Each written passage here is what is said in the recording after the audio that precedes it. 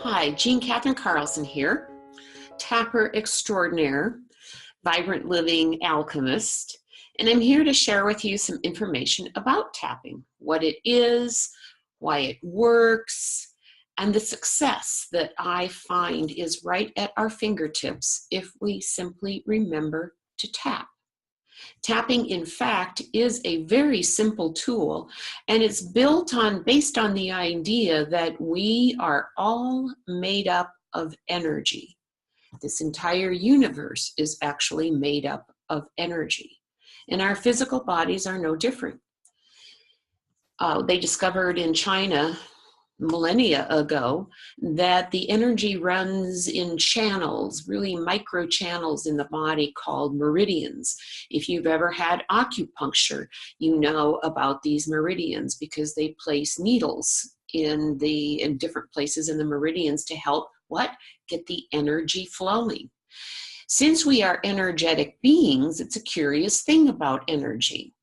When our energy is flowing freely, we feel really good. We have a great sense of well-being. When it gets stuck, if you think of it like a hose, a water hose, and the water hose gets kinked, when these energy channels, meridians get stuck, then we don't have a sense of well-being. We might feel frustrated, we might feel angry, we might feel sad. Any kind of out of sorts feeling is what happens when our energy is stuck. So how do we get the energy moving again? That's where tapping comes in. Certainly there are many, many, many other modalities. We are so privileged to live in a time when we have access to so many modalities that can support healthy energy in our body. Tapping is my favorite tool, partly because you can't get it wrong, it's easy to do, and all it takes is fingers and a willingness to tap. Reminding you that tapping is about a very gentle tapping. It is not pounding, it is not hammering, it is simply a very gentle tapping. So very much simply, again, tapping. I'm going to share with you some of the meridians that I like to use, some of the points that I like to use when we tap, and then in the next two videos we'll actually tap on a couple of things. But right now let's continue this explanation. So if you start the tapping points right at the beginning of the eyebrows is one. I like to use both hands to tap because it accesses the meridians on both sides of the body. And there are some, like myself, that believes that that's a good thing. On the other hand, if you only have one available due to any kind of reason, just use the one hand and you'll be fine. Again, I like to use two. So on the outside of the eyebrows, and right if you look straight ahead where the pupils are, right below on the bone.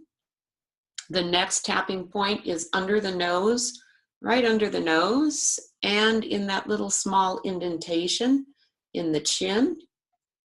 The next one is the collarbone, and you'll feel two prominent bones right here. And if you move down just a little bit, you'll find a little indentation, and that's where you tap on the collarbone. Then another one is under the arms. So if you just like when you're in the shower, you can do one side at a time. You can do both sides. You can do it with your arms crossed. You can do it on the outside, whichever works for you. And then the final one is the next to final one is on the wrists.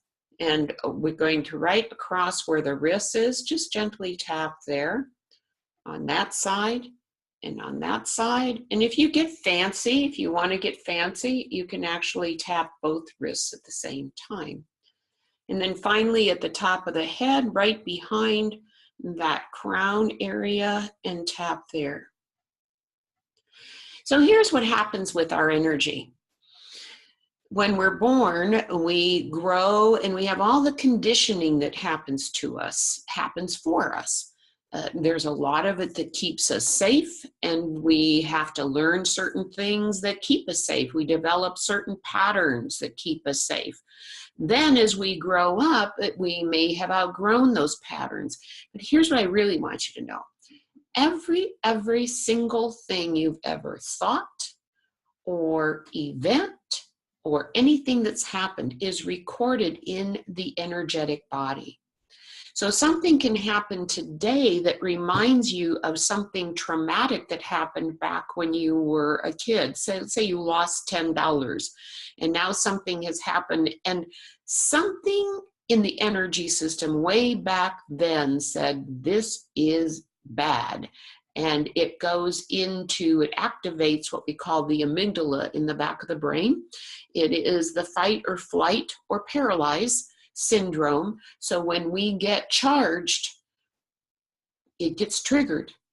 And when the back of the brain, the amygdala, gets triggered, we don't have access to our most creative thoughts. So think about it. When we're in overwhelm, when we're in frustration, the back of the brain is activated, and that may be the exact time that we most need our most creative thought, but we don't have access to it. So what to do? With tapping, you can tap on it right in the moment and begin to soothe that nervous system. There's a physiological reason why we don't have access to this most powerful part of our brain. So we soothe that part of our brain, the back part, so that then we do have access to the creative part. So what does that look like? It is very simple. It is simply tapping on the points. You can even, if you find one of these points that you especially like, that especially feels good, without even saying anything, this collarbone one is especially soothing. You can simply tap there without even saying anything. And simply tap and breathe. Tap and breathe and feel your stress releasing.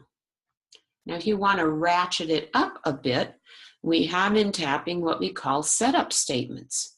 And here is one other point that we use, which is the karate chop. And it's on either hand, beginning at the base of the little finger and right here. So it was as if you were in a karate class and chopping some wood. But here we're going to tap with 4 fingers. And we're going to tap on this. And there is a setup statement that goes like this. Even though I feel really frustrated right now, I deeply and completely love and accept myself.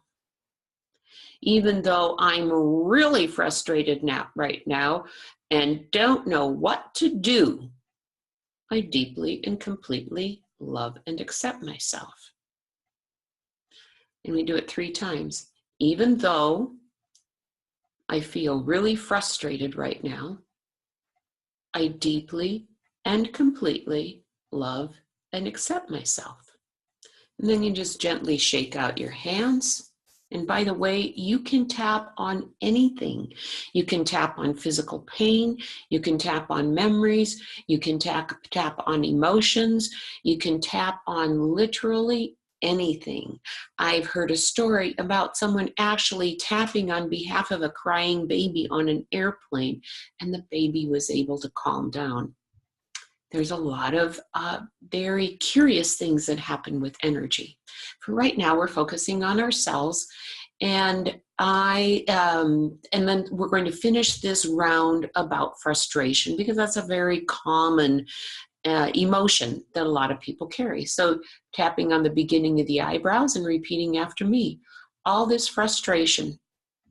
Notice how easy it is, by the way. You don't have to come with up with elaborate words. All you have to do is repeat. It might be all this pain, all this frustration, all this pain and frustration.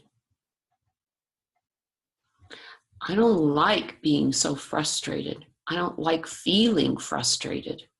And under the arms, all this frustration. And on the wrists, all this frustration. And on the top of the head, all this frustration. And breathing in, And on the out breath, put your hands on your lap and say peace. Tapping can be as simple as that. It can be really as simple as that. So if you're feeling agitated, tap on yourself. See if it makes a difference. Each of us on this planet has our own unique individual biolab, and you will know by experimenting what works best for you. And if you would like to have a guide as you move through tapping to access deeper and deeper layers, feel free to connect with me at jk.vibrantliving.alchemy@gmail.com. And I would be glad to support you on your journey to the land where no matter what's going on the outside, you know that you can find a way to greater peace and well-being simply by using your power and your choice to tap. Enjoy your journey. Bye-bye.